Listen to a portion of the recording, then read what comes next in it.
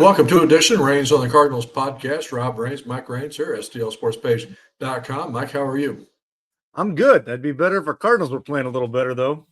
Yeah, I think sometimes the mood of the city kind of goes up and goes down depending on how the baseball team's faring. And not only in St. Louis, but in a lot of other cities as well. Chicago comes to mind, but unfortunately, not a good stretch for the Cardinals. Another rough day, another rough game on Wednesday down in Atlanta, another rough road trip. It was a rough road trip, right? You look back, you're 3-7 on your last 10, 10-15 overall. Not an ideal start to the season.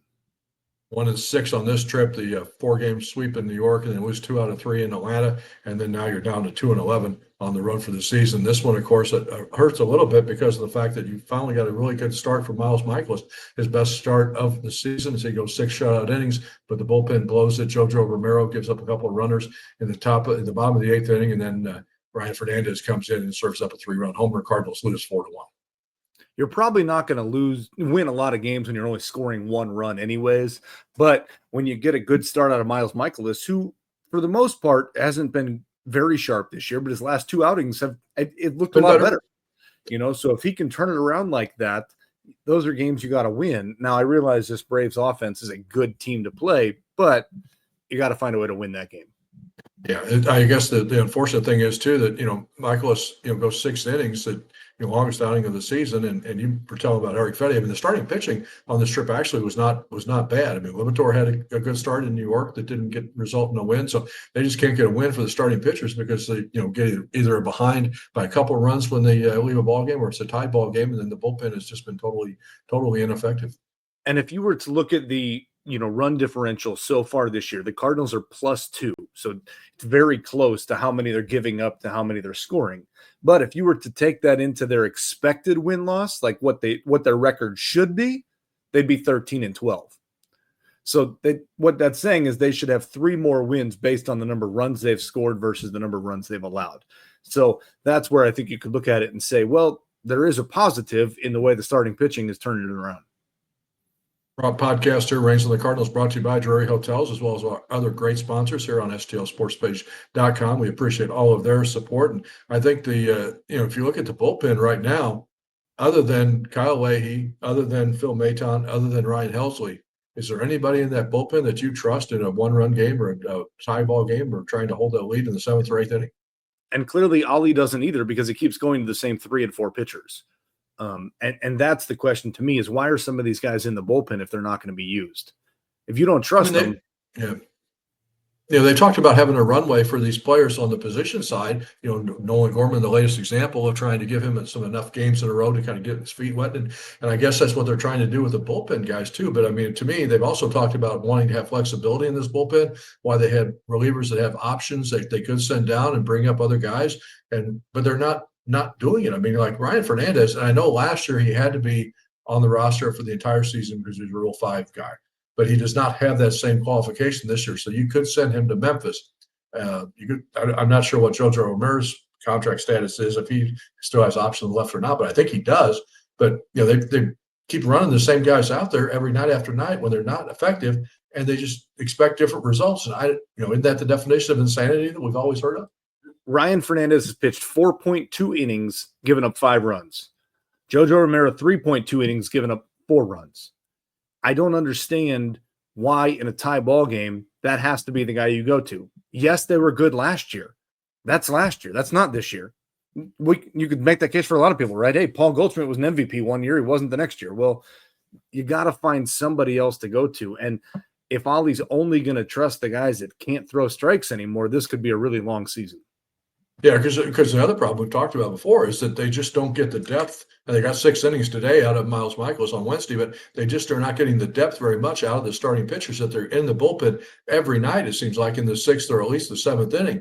And that's just expecting a lot of those guys that, as you mentioned, just haven't come through. I mean, Ryan Helsley only got to pitch once on the trip, and that was with the 6-run lead because he had already warmed up, when it was a 3-run game, and going into the 9th inning, and they got some runs at the top of the 9th, so they went ahead and brought him in on Tuesday night. But when he goes 7 games and not only pitches once, that's not good. And it was probably the wrong spot to bring him in, because today's the game when he should have pitched instead of Fernandez and JoJo. in a tie ball game. But because you brought him in a 6-run lead last night, you couldn't use him today. So Well, you've also kind of pigeonholed yourself by saying you're only going to pitch him in a save situation in the ninth inning, or extra innings on the road in a tie game. But yeah, to me, if you're trying to win or lose that ball game, the eighth inning might be just as important as the ninth inning. I don't see why they're so steadfast on saying he's only pitching in the ninth inning with the lead in a safe situation. you asked me who I would trust. The other guy that I would probably trust right now is Phil Maton. Him and Leahy have probably been the only two guys in this spot right now. But to your point earlier, if this whole thing was supposed to be a reset, right? Well, now it's a transition instead of a reset. Well, yes. Why can't we transition some players in the bullpen? They keep talking about how eventually there's going to be a runway for the young guys to pitch. Well, why can't we just – what does it hurt to see what somebody else can do at this point in time? Because they brought now Matt is Swanson. They brought Matt Swanson up from Memphis. He's pitched once, right? Yep. Just put him in some of those situations and see what he could do. The guy that's the most likely candidate to come up for Memphis if they do decide to make a move is Riley O'Brien, who was here a year ago, and I thought pitched really well, even though he was hurt, a good portion of the year. But I thought he pitched well when he was here. Well, he's got 14 strikeouts in 7 innings at Memphis so far this season. They just don't have anybody in the bullpen that you feel like can get a strikeout other than Leahy. I would say the one. I don't want to dog Ollie in everything that we say here, but the one knock on Ollie has been how he's managed the bullpen throughout his entire managerial career, right? And there's been guys that he just relies on too much and they get overworked.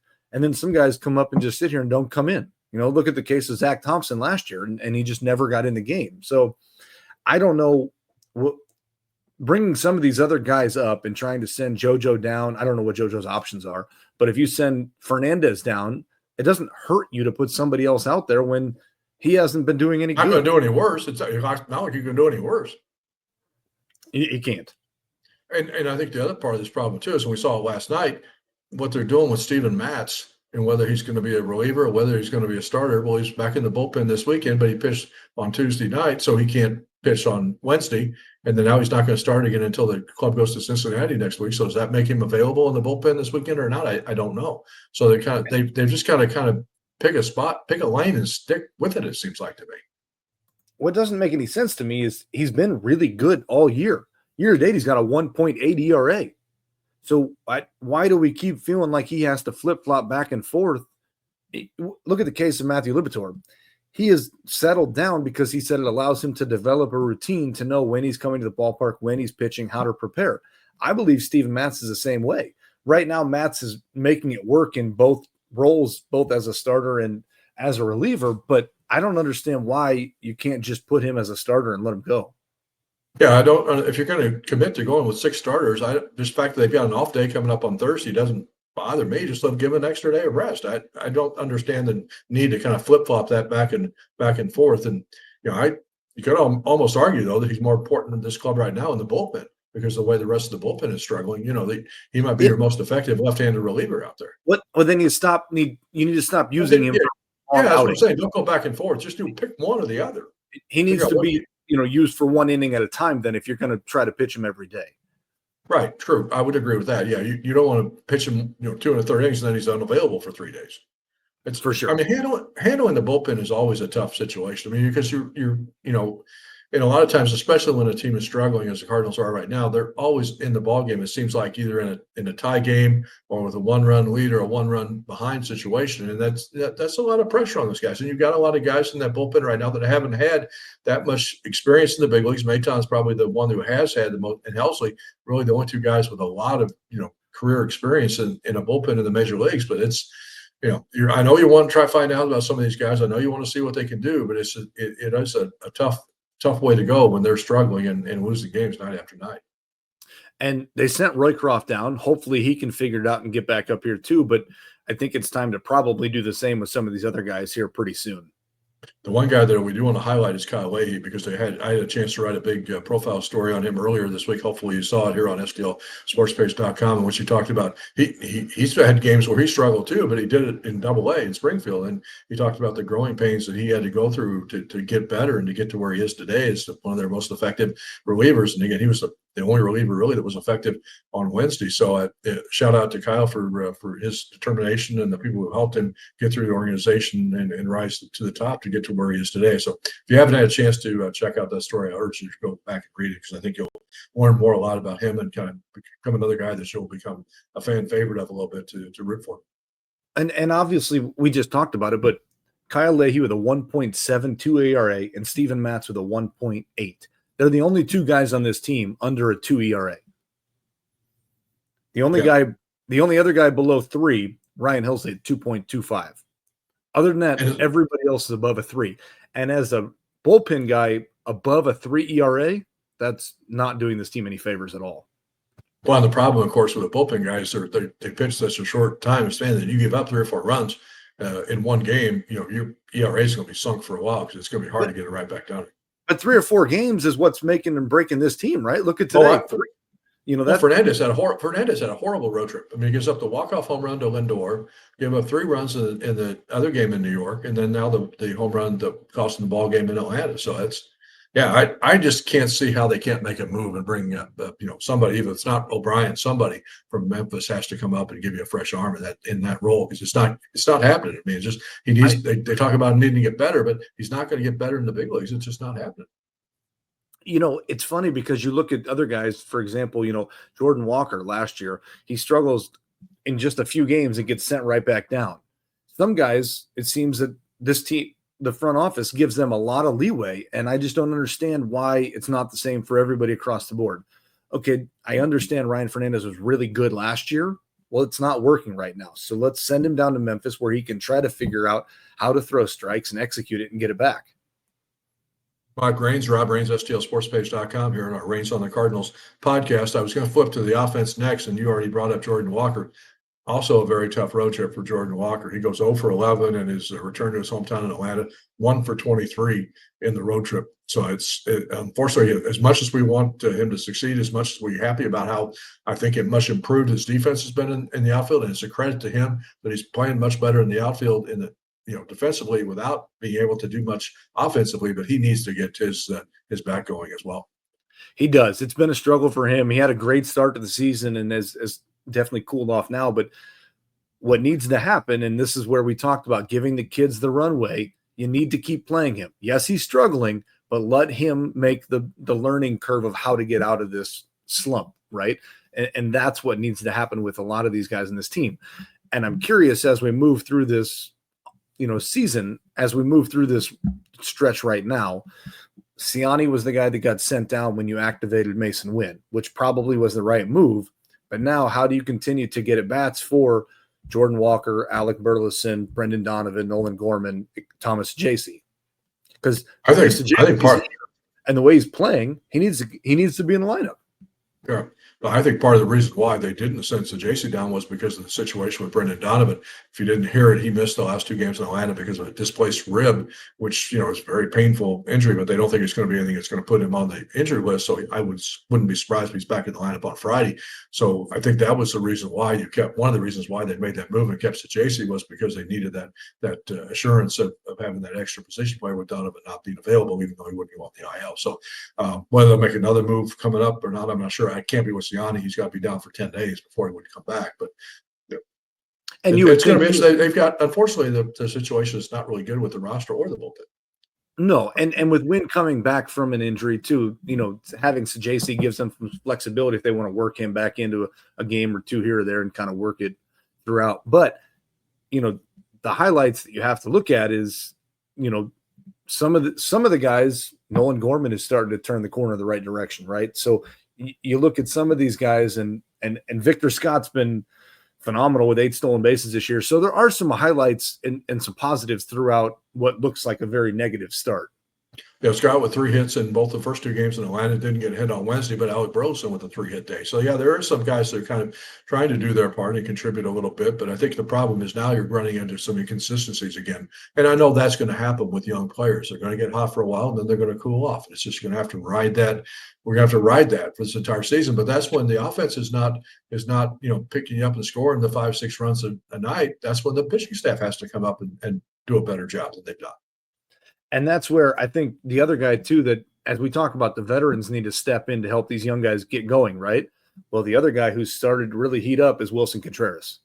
And you know, the slow start that he had right now, you look at his last 7 games, he's hitting 346. So he's really starting to do what he needs to do in that 2-hole when he had a really slow start to the season.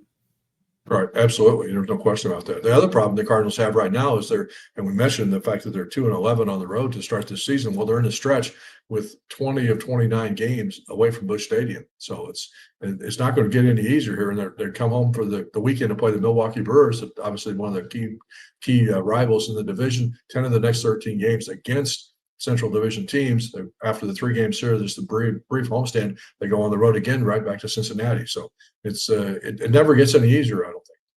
It never gets any easier, no. But if there's ever a time to turn it around against your Central Division opponents, is the time to do that, because those games are, and you could argue that now they're even more important, since with the balanced schedule, you don't play those division opponents as much. Correct. And I also thought, that the thing that I was hoping for was after the game on Tuesday night, when you talk about a team needing a big hit, and Gorman comes up there with the double and the bases loaded in the 8th inning, and then they broke that game open. You kind of thought maybe that would be a momentum getter to kind of keep something to build on. But then again, right back down. You mentioned 1 run on Wednesday. Yeah, So, it'll be interesting to see how Brant Brown kind of continues to approach and shape these guys as they work through the inconsistencies, right? Because that's the key to a successful season, is when you're scoring 5 and 6 runs a night and you spread it out, not when you're scoring 10 one night and 1 the next day, right? So right. how do you balance the offense throughout the season? Yeah, and like you said, and I think a key to that is going to be too how they adjust the playing time for some of these guys. When how do they decide who to give that runway to, even if they're struggling? Who do they decide to find some at bats for somebody else? So yeah, I don't. It's gonna. I think they're in a tough spot right now. I really do. I mean, I think we knew going into the season that we kind of thought again the transition was going to be a learning curve for a lot of these young players, and you're just going to have to learn and ride with them. And it's there are going to be some bad days, and we've already seen a lot of them so far. For sure. But I think this next stretch of 10 to 12 games is going to be really important to see. Do you end up right now? I don't know what they are now, 5 games behind the Brewers, something like that. Do you end up 9 games behind the Brewers after this stretch is done, or 10 games, or do you find a way to get it done? And obviously the standings don't matter right now, but your games against Central Division opponents do. So when you're not playing well is when you need to dig deep and figure out how to get it going. One thing that will be exciting this weekend at Busch Stadium is Caleb Durbin will be playing for the Brewers. If you're not familiar with his story, they called him up last week out of AAA. He's a kid that came out of Washington University. He was Ryan Ludos' teammate at WashU, is now the starting third baseman for the Brewers. So even though St. Louis is not his hometown, played college baseball at WashU, I'm sure he'll have a lot of friends and coaches and family in town for the weekend, and always want to see the local guys do well, even one of the other teams. So I know he'll be excited to be playing at Busch. Yeah, it'll be exciting for sure. His first time probably playing at Busch. So it's always neat when guys get to do that when they're, not from here, but they've spent a lot of time here in college. Matthew Libator will get the start of the opener on Friday night. I think we're both encouraged by how he's pitched so far this season and his move to the rotation. And again, it's giving the kid the runway to go, right? And you put him in the bullpen, you put him in the starting rotation and just left him alone. And I think he said it before, the routine has allowed him to relax a little bit and develop a little bit better of hey, I know when I'm going to pitch and when I'm not going to pitch and how to prepare myself. And it's worked out well. So I hope him the best as we continue. Cardinals again home this weekend against the Brewers. We'll have all the action covered for you here on stlsportspage.com. Remember, you can get this podcast anywhere you find all of your podcasts, on Spotify, on YouTube, on all iHeartRadio, any of those. And we also encourage you to sign up for our newsletter. If you haven't already done that, you can find the link to that on the website as well. We have a lot of contests, just kind of giving some tickets out to some of our basketball tournament winners as They kind of celebrated their victory or runner-up finish in the tournament that we had over at March. So always something new going on at stlsportspage.com. So encourage you to check it out. And if you haven't done it yet, it's really easy. Go on to YouTube, find our STL Sports page and go click subscribe. It's really helpful for us and it's really helpful for you. You'll get the notification of when our podcast posts. Same thing on Spotify. Go open up your Spotify, type in Reigns on the Cardinals in your search bar. You'll see it pop up. Click follow right there, and everything will then pop up with notifications for you. You can do that on Apple. You can do it on, wherever, Amazon, wherever you listen to your podcasts or, anything. And all of that is helpful for us and helpful for you to make it easier. Yeah, and very easy to sign up for the newsletter as well. And we are obviously encourage you as well to support all of our sponsors here on the website, especially our title sponsor, Drury Hotels. As you make your travel plans for the summer, be sure you check out all the Drury Hotel available hotels around the National League, around anywhere that you might be traveling this summer. And I think you won't be disappointed. So, and thanks to all of them that we keep all of our content free here without any paywall. So, well, we'll see what happens to the Cardinals over the weekend against Milwaukee, and then as they head to Cincinnati, and then we'll be back with another edition of Reigns of the Cardinals podcast here very shortly. For Mike Reigns, this is Rob Reigns. Have a great day, everybody.